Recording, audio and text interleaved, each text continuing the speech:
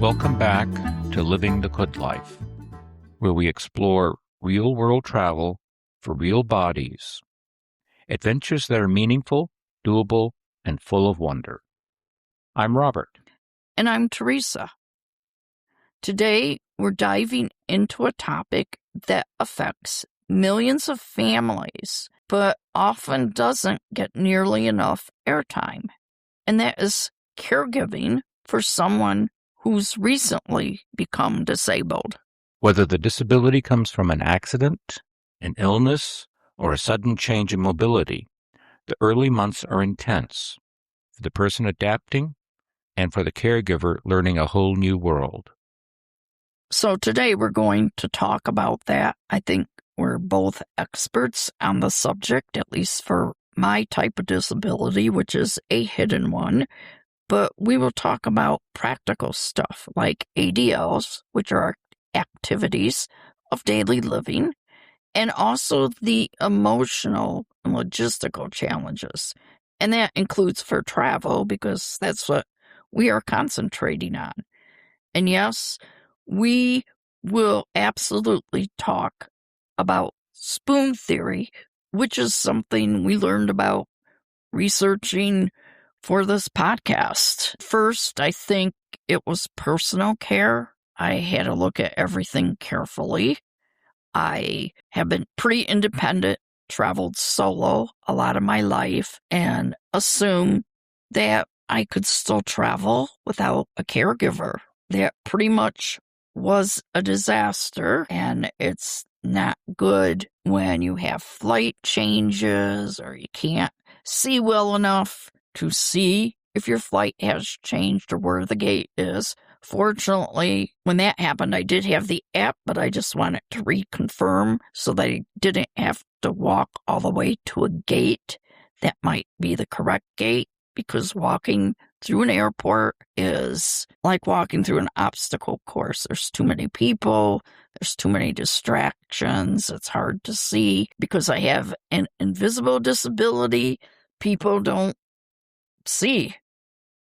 They don't see me from behind. I don't believe one of those times that I was wearing an eye patch, because I thought that was only for driving. And I guess that's true because I was on a group tour and people asked others why it was taking so long to walk on ice or why I was so slow. And that's because I had to check out everything, because I don't have depth perception. I don't have peripheral vision. So then that's when Robert became my caregiver, and I'm lucky to have somebody who helps me. I had to change routines. He reminded me to put my glasses on when I was going out or grab a patch. He also had to understand my ADLs. Now, everything takes me at least twice as long: getting dressed, brushing my teeth, using the bathroom, going outside. All of that took extra time.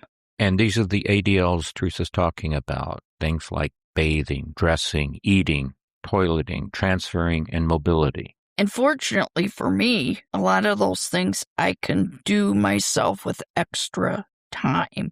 I don't cook anymore.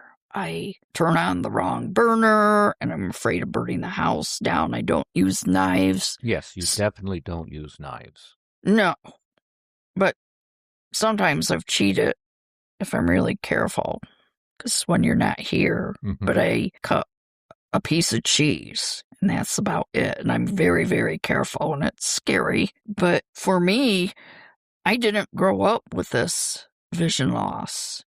And when it happens suddenly, you're not independent anymore. You can't drive anymore. You can't do anything. You figure out how you want to get help. But on the same hand, for me, because I've been dependent, I feel ashamed of my disability and guilty having to ask people for help, because it's so opposite of how I lived before. And I guess part of that is, do I need equipment? And I did get a cane because I have no depth perception. Stairs are very difficult. They can look just like a boardwalk, and a boardwalk can look like stairs. And then I can get I'm suddenly frightened and out of it, I have to decide what's safe. I have to preserve dignity.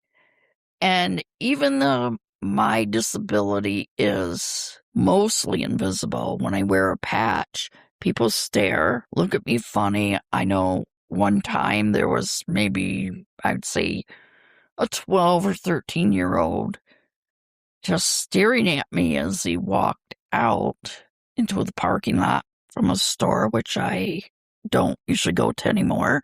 But he crashed into a light pole. And because I'm mean, I guess, I thought that's what he gets. Like, don't stare at me.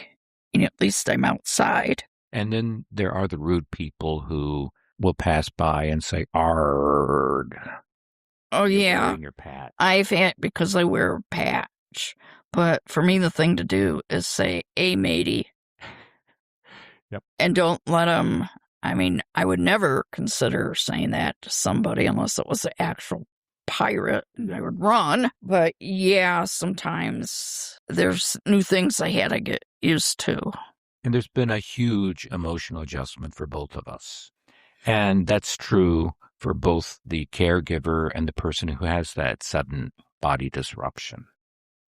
Yeah, it definitely is. Like I said, I didn't think I needed anyone to take care of me, and it makes me feel guilty and dependent, which I just don't like that. Like I said, I'm very lucky because Robert has taken care of me, and he's really good. I think if you don't have the disability, sometimes it's hard to understand. Like even for me, without being able to see, there's things, I have to look at everything now, and it's exhausting. So Robert tries to model and pretend that he can't see either, so he knows what might be hazardous to me. And it can be exhausting for a caregiver as well, because it's just a totally different way of living. And that exhaustion can lead us right into spoon theory and energy management. So let's talk about spoon theory. It's one of the most helpful frameworks for understanding energy limits. And we found out about this while researching topics for this. I had never heard of spoon theory until a month ago, and it really does make sense. We did another podcast totally on spoon theory, so you might want to go back and check that out. That theory came from Christine Miserandino, who has a disability, and she was trying to explain to a friend how much energy it took. So the idea is pretty simple. You imagine you start each day with a limited number of spoons, but everything you do, whether it's big or small, costs you a spoon. When you run out, you're done. And that doesn't matter on how much you want to keep going. And that's something very difficult, I think, for many, especially if you were active. I used to ride my bike, and I know it's not a long distance, but I used to ride my bike just as a workout, ride it hard 10 miles a day. Hard for me now would be to pedal once and hope I didn't run into a tree or something. So I could still actually pedal a bike, but I can't see where I'm going. That makes it difficult, and that takes up lots of energy. So no century rides for me anymore. And that's certainly true for someone who's recently disabled. Their spoons may be drastically fewer than they had before. And the same thing is true for somebody going through cancer treatments like Robert. And he always thinks he has the energy of a 20-year-old anyway. But I feel like I'm 19. You're now down to 19 now? Yeah. But I had my radiation treatment and some other therapies, and one of the side effects of all that was extreme fatigue. And it wasn't just for a few days. It can be for months or even years for some people. And I think I'm slowly starting to get out of it now. But I really do wake up in the morning with a limited number of spoons. And if I push myself too hard during the day and I'm starting to borrow spoons from the next day, I'm going to crash that next day. And it's going to take me a longer time to recover. And that's true when you think you can keep going, because you have to remember you have a limited number of spoons, no matter how many you had in the past, and could go on and on and on. You really have to evaluate your personal situation. And you could run out of spoons just by getting up and taking a shower. And those things, when you change, instead of taking 1 spoon, as in the past, they could now take 3 spoons. And getting dressed might cost 2 spoons. I know for me, getting dressed, I used to be one who could be ready for the day in about 5 minutes. Now I'd say it's 15 or 20. I have to see if I'm looking at a pair of pants or a shirt. That's something that I could work on, but I haven't gotten to that point, to put shirts over here and the different colors and be better about sorting it out. And then going to the doctors, that's not fun. It interferes with Robert's schedule, so there's another reason to feel guilty that I'm cutting into his day. When we're both low on spoons, we make it work out. And you have to be considerate. So instead of saying something like, let's run some errands after your appointment, you should be asking, will you have spoons left for running some errands? And I usually like stopping and running errands.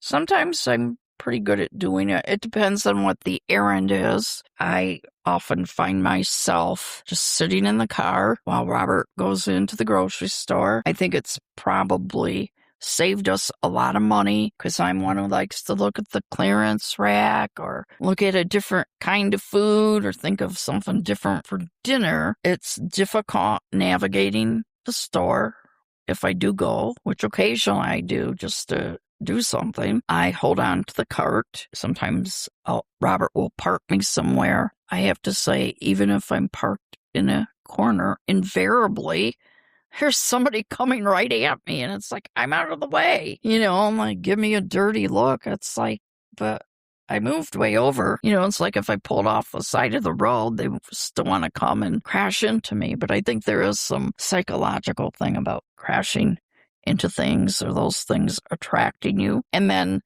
because of my disability, or I actually am not disabled, so maybe I'm one of those fake people, I am impaired, which I can't drive. I have no independence, but until I'm almost totally blind, I am not considered disabled. But I've been watching a lot of people with disabilities who said if you think you're disabled, you are. I mean, you know yourself best. And I don't know who comes up with requirements, but I would like them to see if they'd still consider this an impairment if they experience the same. But I guess it's neither here nor there. But that means if we park far away, I have more chances of getting hit by a car I didn't see. That happens whether you can see or not, because parking lots can be crazy. But I cannot get the little blue tag that you put on your car to park close to the store. Maybe somebody will come up with impairment parking spots, and I'd be the only one who had the tag. Let's go deeper into ADLs. What does supporting ADLs look like day to day? It's a mix of routine and flexibility. For example, maybe bathing or showering requires grab bars, which we have all of them ready to be installed in our house, or a handheld shower head. If you've listened before, we recently built a house. During part of that is when I lost all of my vision, so we've made some adjustments. We have a shower with a handheld and a rain shower in it. The bathroom's made to fit a wheelchair if that's ever necessary. All of our doors are now wide enough. They're 36-inch doors. Right, all of our doors are 36-inch doors, and we just plan that just in case, hoping we never need to use some of the things. Like a grab bar and a shower is good for anybody, whether you have a disability or not.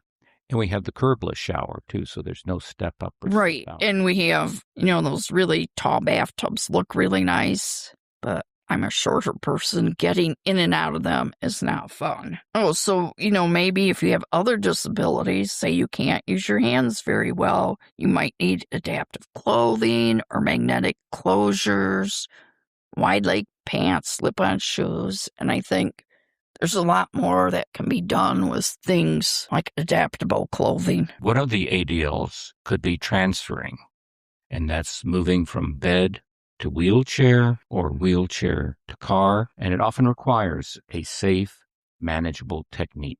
Right. And you don't automatically learn that. You have to practice and see how the person that you're helping feels and what works best for them. And caregivers, they learn safe transfer methods, but it's a technique. And I honestly don't know if there's anybody who provides maybe an occupational therapist. I'm not sure. I'll have to check out to see if they'll come to your house and give you instructions on how to best transfer.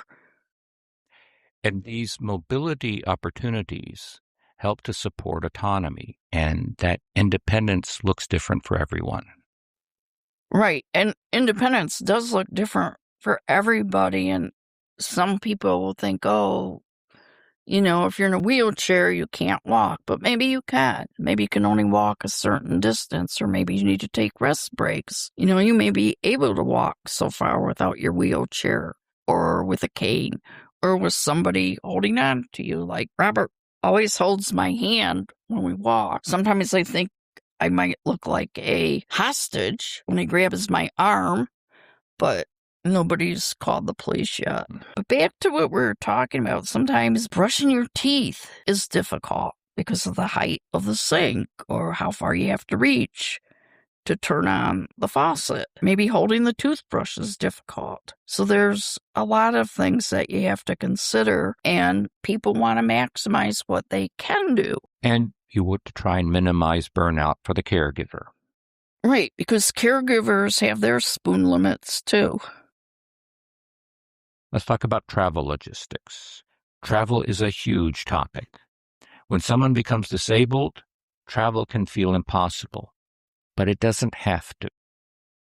Right, not at all. It just requires a lot of planning, flexibility, patience, and often a sense of humor. Let's break it down. What's the first step? Well, first step is assessing needs. Do you need mobility aids, medications, bathroom access, rest breaks, and your energy level? Are you sensitive to sounds or temperature? You should all write that down before planning. You're actually building a separate travel version of your ADLs. In transportation? If you're driving, you may already know how to transfer safely, know that there's accessible parking, and how long you can sit comfortably. If you're flying, you're dealing with TSA, boarding assistance, aisle chairs, accessible seating, pre-boarding. Be sure when you book your ticket to go to the airline's website and request any special equipment or assistance that you need. Like I always get the wheelchair just for my safety. Hotels are another big one.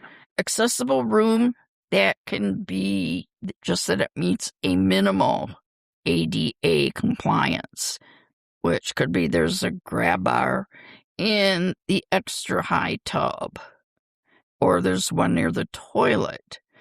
So we talked about some of these before. Think ahead about what you need specifically and call the hotel.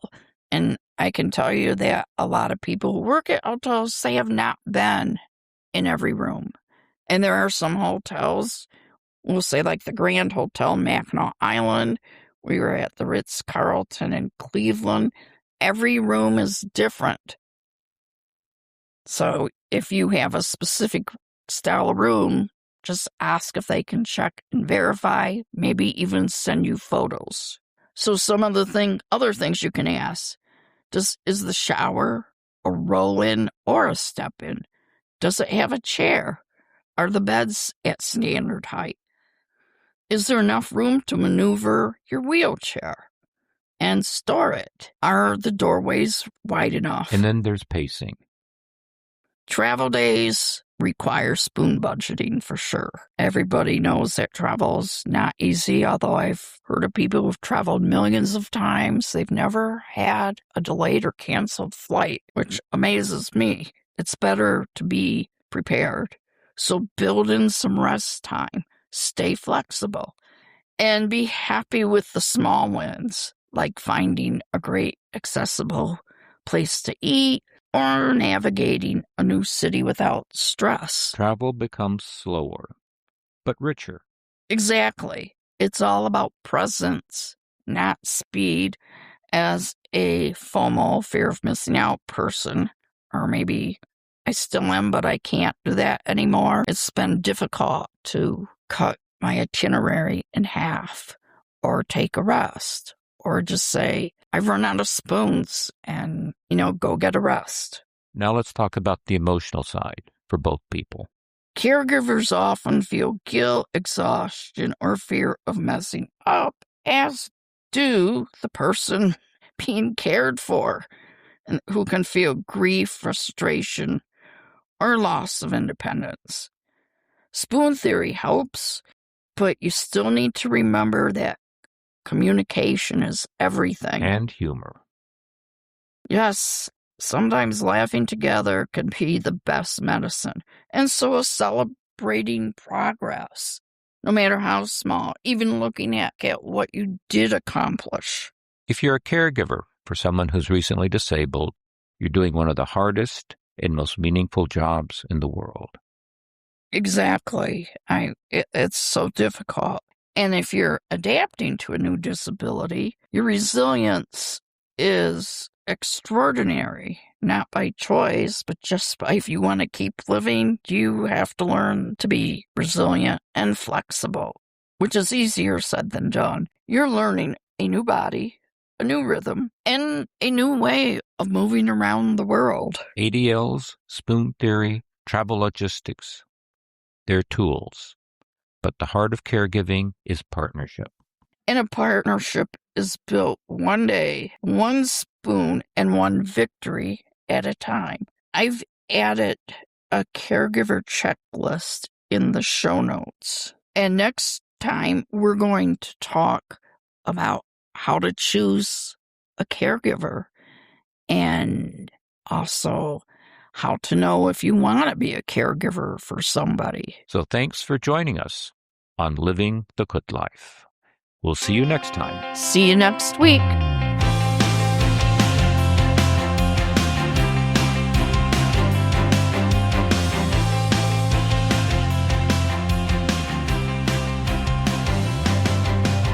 Information shared in this podcast is for general educational and entertainment purposes only. We love sharing our insights, but please remember, this content does not constitute medical, health, or professional advice. Every body and every situation is unique. You should always consult with a qualified medical specialist or healthcare professional before starting any new program, making lifestyle changes, or acting on any information you hear today. Your health is your responsibility, so let's keep it safe.